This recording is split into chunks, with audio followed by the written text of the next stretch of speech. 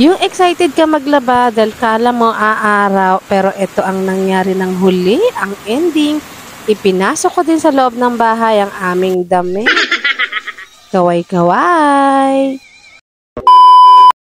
Weekend na naman, tara tayo ay maglalaba. Paulit-ulit lang naman ang ating senaryo, paglaba day. Ihiwalay ko mga maliliit, dikolor, puti at mga pantalon.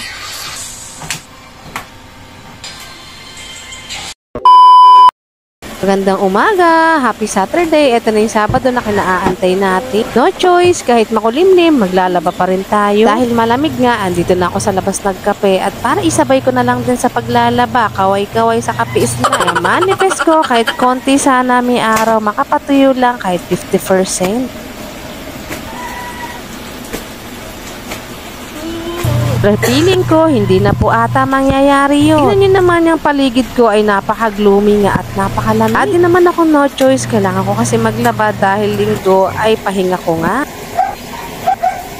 Ilang beses ba kayo maglaba mga kananay kada isang linggo? Ako po kasi isang beses lang, nagtitipid po talaga ako sa tubig. Nakikita nyo naman dito sa paligid ko ay medyo nagpapakita na nga si Haring Araw. May nakikita nyo naman medyo kumukulimlim nga. At ang nanay nyo ay natatakot na nga. Pagtapos natin sa labas, andito na naman tayo sa loob, ay nanay routine pa rin. Maya ay luluwas nga itong Junakis ko at maiki-birthday nga kami. Isasama daw ako. Kakalabasan naman ng nanay nyong introvert.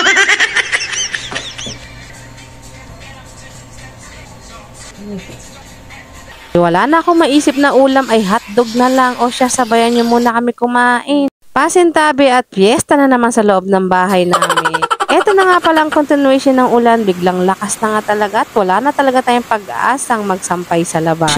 Follow my page. Salamat sa pagsama. God bless.